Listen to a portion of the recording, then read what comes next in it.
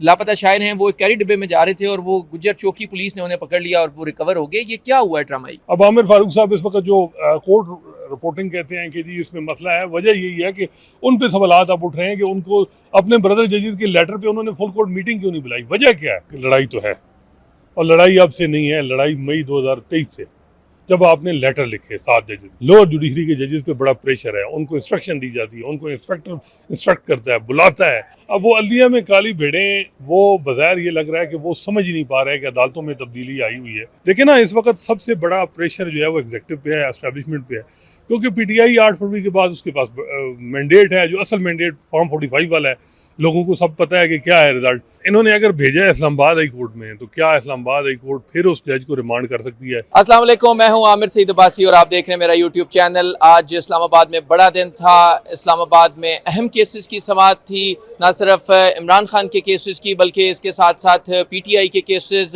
PTI के साथ साथ लापता शायर के केसेस, इसके साथ साथ ऑडियो लीक्स केसेस, तमाम केसेस में आज बड़े फैसलों का इम्कान था। लेकिन कुछ अचानक ड्रामाई तब्दीलियाँ आई और इस्लामाबाद की अदालतों में को बहुत बड़े ब्रेक थ्रूज नहीं हुए। सबसे पहले जो लापता शायर हैं उनके केस में वो बरामद हो गए हैं और अदलिया भी एक स्टेप पीछे हटी, इस्टेब्लिशमेंट भी एक स्टेप पीछे हटी और जो रिकवर कर लिया गया है जो शायर हैं उनको, और बताया गया है कि वो आज़ाद कश्मीर हुकूमत की तहवील में हैं, आज़ाद कश्मीर पुलिस की तहवील में हैं। और इसके साथ साथ फिर अदालत ने भी को बहुत ज़्यादा जो है वो सख्ती नहीं की और ये कहा कि अब इस मामले को बाद में देखेंगे, और सख्त जो सवालात 12 पूछे थे उनके भी जवाब नहीं लिए गए। दूसरी तरफ इद्दत में निकाह केस था, इमरान खान और बुशरा बीबी के केस का जो समाअत करने वाले जज थे, 4 महीने तक उन्होंने समाअत की। कभी खबर मानी का आते थे, कभी वो नहीं आते थे, कभी उनके वकील नहीं आते थे, कभी जज साहब नहीं होते थे। और आज जब फैसला सुनाने का वक्त आया तो वो उन्होंने वहाँ पर उन्होंने रिजवान अब्बासी को जो दोबारा दलाइल की इजाज़त दे दी। दलाइल शुरू हो गए, खबर मानिका के साथ झगड़ा हो गया पीटीआई का, उन्होंने गैर अखलाकी गुफ्तगू की और इसके बाद उन्होंने माजरत कर ली कि वो केस की समाअत ही नहीं करेंगे। अब तीसरा जो अहम मुकदमा था इस्लामाबाद में ऑडियो लीक्स केस का, उसमें भी जस्टिस बाबर सत्तार ने अहम रिकॉर्ड तलब किया। इन तमाम मौज़ूआत पर बात करेंगे। हसनात मलिक साहब सीनियर कोर्ट रिपोर्टर हैं, उनसे। मलिक साहब, थैंक यू सो मच, आपने अपना कीमती वक्त दिया। सर, ये फरमाइएगा कि सबसे पहले जो लापता शायर का केस है उसमें आपको क्या लगता है कि ये एक्सपेक्ट किया जा रहा था कि शायद आज जो सेक्टर कमांडर हैं उनको तलब किया गया, लॉ मिनिस्टर को तलब किया गया, लाइव ट्रांसमिशन चलनी थी, लेकिन कुछ भी नहीं हुआ और फिर पता चला कि जो लापता शायर हैं वो कैरी डिब्बे में जा रहे थे और वो गुज्जर चौकी पुलिस ने उन्हें पकड़ लिया और वो रिकवर हो गए। ये क्या हुआ है ड्रामाई? देखें, मेरा ख्याल है कि कुछ एफर्ट हुई हैं behind the scene, back channel. बाजार ये लग रहा है कि उन एफर्ट के बाद ये हुआ है कि सारे एक एक कदम पीछे थे, बंदा बरियाब हो गया। अदालत का मकसद ये था कि बंदा बरियाब हो। बैकफुट पे एस्टैब्लिशमेंट भी और एग्जेक्टिव भी चली गई। अदालत इस तरह चली गई कि अदालत ने जो सवालात उठाए थे एजेंसीज की पावर पे कि वो किस तरह वर्क करती हैं, उसको टाइम भी इस मामले में उन्होंने कहा कि हम कंसिडर नहीं करेंगे, किसी और मामले में देखेंगे, एक लार्जर बेंच बनाएंगे ये, लेकिन एक मामला डिफ्यूज़ कर दिया गया। तो दोनों फरीकैन जो हैं वो पीछे हटे हैं और ये इस वजह से ये टाइम बीइंग आप कह सकते हैं कि इस मामले में टेंशन थोड़ी सी कम हुई है। वो क्यानी साहब ने खुसूसी तौर पे कहा कि अटॉर्नी जनरल साहब और लॉ मिनिस्टर साहब, हमारी किसी से लड़ाई नहीं है, और उन्होंने कहा कि वो वाइट फ्लैग की भी उन्होंने बात की कि कोई इदारा जाती लड़ाई भी नहीं है। तो ये क्यों उन्होंने वजाहत की? देखिए, ये तो जस्टिस मोहसिन अख्तर कियानी साहब से बसद इतराम के लड़ाई तो है, और लड़ाई अब से नहीं है, लड़ाई मई 2023 से, जब आपने लेटर लिखे 7 जजेस, या ना लिखते, लड़ाई तो थी, आपकी स्पेस ली जा रही थी या आप समझ रहे थे नहीं ली जा रही थी, तो आपने लेटर लिखे। उन लेटर पे आपके चीफ जस्टिस जो हैं वो उन्होंने कहा जी मैं देख लूँगा, मैं खुद बात कर ले लूँ। अब किस कैपेसिटी में वो बात की उन्होंने, ये किसी ने उनसे नहीं पूछा कि आप से कैसे, या आप कुछ 7 जजेस ने एक रिकमेंड किया था मामला, आप उसमें कंटेम्प्ट का मैटर आप टेकअप करने के, आपने चीज़ों को बल्कि मजीद अपने ब्रदर जजेस पे प्रेशर रखा। फिर 12 फरवरी को जो फिर एक लेटर लिखा गया, आमिर फारूक साहब ने फुल कोर्ट मीटिंग नहीं बुलाई। अब आमिर फारूक साहब इस वक्त जो कोर्ट रिपोर्टिंग कहते हैं कि जी इसमें मसला है, वजह यही है कि उन पे सवालात अब उठ रहे हैं कि उनको अपने ब्रदर जजीद के लेटर पे उन्होंने फुल कोर्ट मीटिंग क्यों नहीं बुलाई। वजह क्या है? मीटिंग बुला लेते तो आज ये सारा क्राइसिस ना होता। इस वक्त मैं समझता हूँ एस्टैब्लिशमेंट और एग्जीक्यूटिव जुडिशरी में जो लड़ाई चल रही है उसके जिम्मेदार एक फ़र्द हैं, वो जस्टिस आमिर फारूक हैं। अगर वो फुल कोर्ट मीटिंग 12 फरवरी के बाद बुला लेते तो कोई कुछ भी ना होता, ये मामला स्मूथली चल रहे होते, चेंजेस आती हैं इस्लामाबाद हाई कोर्ट में, लेकिन जिस तरीके से एक लेटर जजेस ने कंपेल होकर लिखा, उसके पीछे आमिर फारूक साहब की खामोशी थी। अगर वो कर लेते तो ये कुछ ना होता, लेकिन उन्होंने किया। उसके बाद सुप्रीम कोर्ट में मामला आया, जस्टिस काजी फाइसा ने उस पर रिएक्शन उन्होंने भी दिया कि वो समझे कि कहीं मेरे खिलाफ साजिश है, ये जो भी।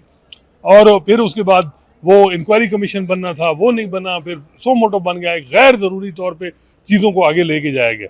और ये जो है वो मेरा ख्याल है कि ये मामला अब जो है वो कोशिश की जा रही है, क्योंकि इस वक्त एग्जेक्टिव और जुडिशरी की जो क्लैश है उसका जो बड़ी बेनिफिशरी है वो पीटीआई है। और होना भी चाहिए। जिस तरह इफ्तिखार चौधरी और मुशर्रफ साहब का मामला था तो उसमें नून लीग बेनिफिशरी थी, नवाज शरीफ वापस आ गए थे, बेनज़ीर भुट्टो शहीद वापस आ गई थी। तो अब भी इमरान खान को इससे फ़ायदा मिलेगा और मिल रहा है इस क्लैश का। अब कहेंगे जी क्लैश नहीं है, क्लैश है। बाकी जो मामलात हैं कि अब ये मिसिंग पर्सन्स के केसेस आपके ख्याल में इस सारे मामले के बाद ख़त्म हो जाएंगे?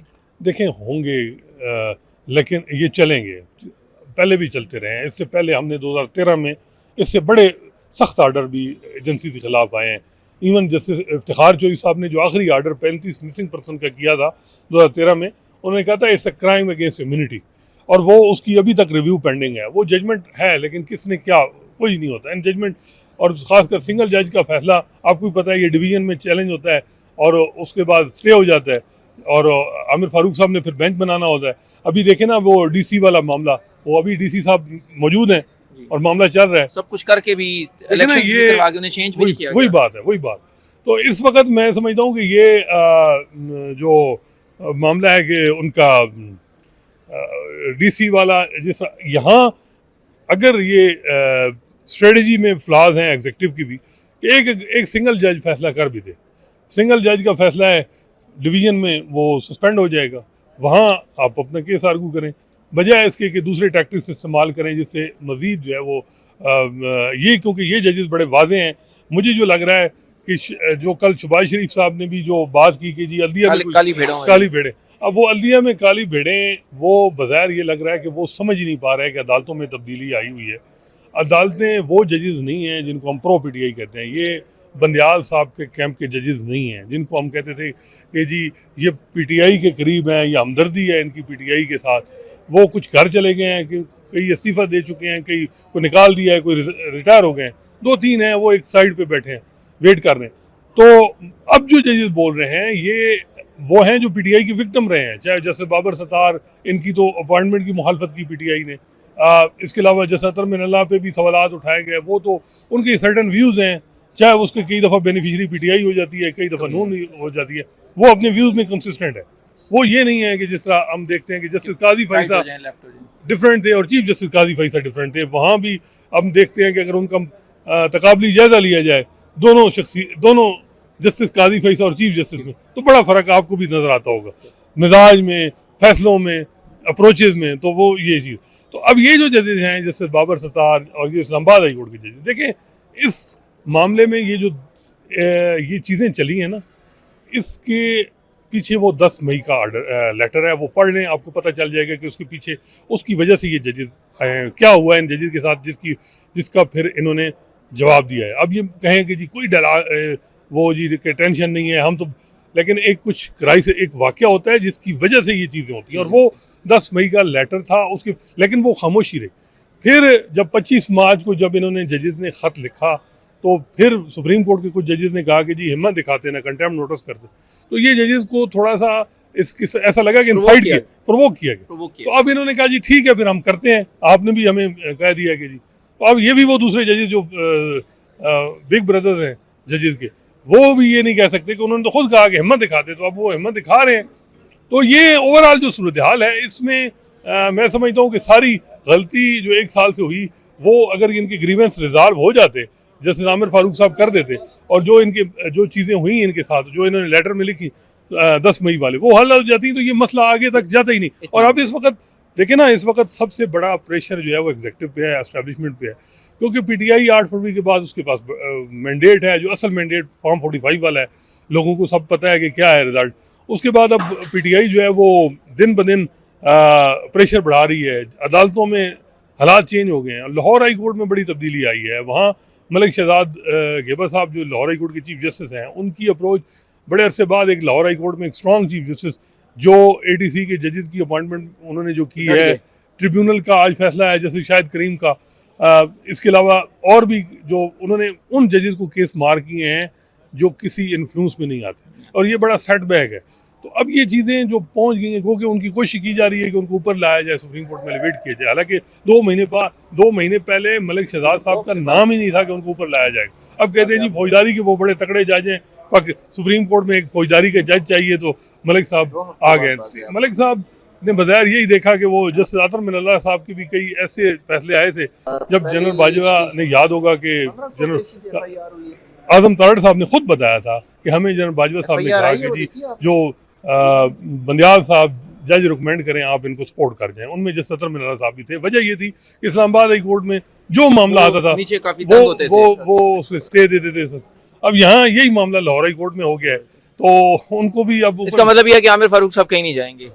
आमिर फारूक साहब अगर इसी तरह के रिमार्क्स और इसी तरह चीज़ें करते रहेंगे तो मेरा नहीं ख्याल वो 2030 तक उनको कोई कहेगा कि जी ऊपर रिकमेंड करें। ये उन पे है, अगर उनको रहना है तो ठीक है। अच्छा, आज एक और बड़ी डेवलपमेंट हुई है, अहम केस था, इद्दत में निकाह का फैसला महफूज था और सेशन जज साहब ने कहा था कि हम फैसला सुना देंगे, लेकिन हैरानकुन तौर के ऊपर उस पर जज साहब ने रिक्यूज़ कर दिया, वहाँ पे लड़ाई झगड़ा हो गया, वहाँ पे और मसाइल आ गए। तो आप ये एक्सपेक्ट कर रहे थे कि ये इमरान खान को जो रिलीफ देने का सिलसिला है ये होगा, रिलीफ मिलेगा, या आपके ख्याल में ये मामला आपके ख्याल में अभी भी जजेस जो है वो बहुत सारी चीज़ों में कुछ मजबूर हैं? देखें, ये एक टेस्ट केस था जिसमें था कि जी क्या जो लोअर जुडिशरी है, जिसका ये जजेस ने खुद अपने जजेस लेटर में कहा कि जी लोअर जुडिशरी के जजेस पे बड़ा प्रेशर है, उनको इंस्ट्रक्शन दी जाती है, उनको इंस्पेक्टर इंस्ट्रक्ट करता है, बुलाता है, ये जजेस का इल्ज़ाम है उस लेटर में। मैं समझता हूँ कि जब वो जो सत्र में लगा तो कहते हैं कि ट्रुथ इनके साथ अटैच है क्योंकि इन्होंने ओथ लिया हुआ है, तो इनकी ये बात है कि जी जज। तो अब ये टेस्ट केस था कि इद्दत केस में क्या हुआ है, जिस तरीके से इद्दत केस में अब मामला फिर भेजा गया है, बजाय ये लग रहा है कि वहाँ प्रेशर तो है, चाहे वो दोनों फरीकों के प्रेशर हैं चाहे कोई और भी है, तो अभी बड़ा लंबा टाइम है। विक्टिम का प्रेशर कैसे हो सकता है? देखिए, विक्टिम के भी तो वकला वहाँ मौजूद थे, जो एक शोर मचा हुआ आज जिस तरीके से वो खाबर मानी का वहाँ आए और आपस में तलख कलामी हुई, तो जजेस वो वकला जो जजेस हैं उनके लिए भी फिर मुश्किलात होती हैं। तो खैर अभी बहुत कुछ कहना यानी करना बाकी है। लेकिन ये तो केस जीरो पे चला गया अब, क्योंकि अब जीरो से सुना जाएगा। ये इन्होंने अगर भेजा है इस्लामाबाद हाई कोर्ट में, तो क्या इस्लामाबाद हाई कोर्ट फिर उस जज को रिमांड कर सकती है? ये भी तो हो सकता है कि नहीं आप सुने केस, या क्या करें, ये तो फिर मामला देखना होगा। लेकिन ये तो बात बड़ी वाज़ेह है ना कि नवाज शरीफ साहब को भी रिलीफ तब मिले जब उनकी कोई अंडरस्टैंडिंग हुई इस्टेब्लिश। इमरान खान को फॉर टाइम बीइंग तो रिलीफ मिल सकते हैं, नवाज शरीफ साहब को भी हुदैबिया में रिलीफ मिल गया था बग़ैर यानी उस पॉलिसी के, उस वक्त हो गया था। तो एक या दो केसेस में अल्टीमेट इमरान खान जब वापस तब ही आएंगे जहाँ कहीं ना कहीं उनकी अंडरस्टैंडिंग होगी। ये बात बड़ी, लेकिन रियासत से आप इस तरह नहीं लड़ सकते। आपको एक केस में, दूसरे केस में, तीसरे केस में, चार, अभी तो फिर अदालतें तो आज़ाद ना हुई। देखिए, अदालतें ड्यू प्रोसेस को दी जाती है ना। अदालत एक केस में आपको करेगी बरी, दूसरे में आप गिरफ्तार हो जाएंगे, दूसरे में करेगी, तीसरे में हो जाएंगे। लेकिन ये तो चलता रहेगा ना ये मामला जब तक दूसरी तरफ से टैक्टिक्स और वो चीज़ें वो और फिर सरबराहान है। देखें, अभी चीफ जस्टिस आमिर फारूक भी बैठे हैं और चीफ जस्टिस काजी फैसल भी बैठे हैं, तो ये चीज़ें ना भूलें। अभी फिलहाल अब कहें कि जी बिल्कुल चीज़ें चेंज हो गई हैं, अभी जो है वो बिल्कुल थोड़ा बहुत फ़र्क आया है, और मेरा ख्याल है कि अभी चीज़ें इसी तरह ही चलती रहेंगी। और इमरान खान साहब को भी अल्टीमेट रिलीफ तब ही मिलना है जब जो है उनकी कहीं ना कहीं अंडरस्टैंडिंग होगी, या कोई ऐसा चीफ जस्टिस जैसे काजी फैसल वो कोई ऐसी चीज़ करें जिससे उनको कोई रिलीफ मिले। वो अभी तक कोई चांस मुझे नहीं लग रहा। या इस्लामाबाद हाई कोर्ट में भी जिस तरह चीज़ें चल स्लो सिंगल डबल चल रहा है, तो अभी वहाँ भी मुश्किल है कि इस तरह जल्दी कोई उनको कहे कि जी वो घर बाहर आ जाएंगे, वापस लोगों में आ जाएंगे। वो नहीं है, वो जेल में ही ज़्यादा चांस है कि अभी बड़ा असर रहेंगे अनटिल अनलेस उनकी कोई अंडरस्टैंडिंग ना हो। ठीक, थैंक यू सो मच। ये थे असनाद मलिक साहब जो ये बता रहे थे कि इस्लामाबाद हाई कोर्ट में तो केसेस के फैसले हो रहे हैं, लेकिन जिस रफ्तार से नए केसेस बनाए जा रहे हैं, मुश्किलात मजीद बढ़ाई जा रही हैं, उससे मसाइल मजीद बढ़ाए जा रहे हैं PTI और इमरान खान के लिए। और अब जजेस भी रिफ्यूज़ कर रहे हैं 4-4 महीने के सुनने के बाद। अगर वो रिफ्यूज़ कर रहे हैं तो ये उस बात की तस्दीक है जो इस्लामाबाद हाई कोर्ट के 6 जजों ने लेटर में कहा था कि प्रेशर्स हैं और प्रेशर्स नज़र आ रहे हैं। और उसी बुनियाद के ऊपर जो मुकदमात के फैसले हैं वो ताख़ीर का शिकार हो रहे हैं। Thank you so much.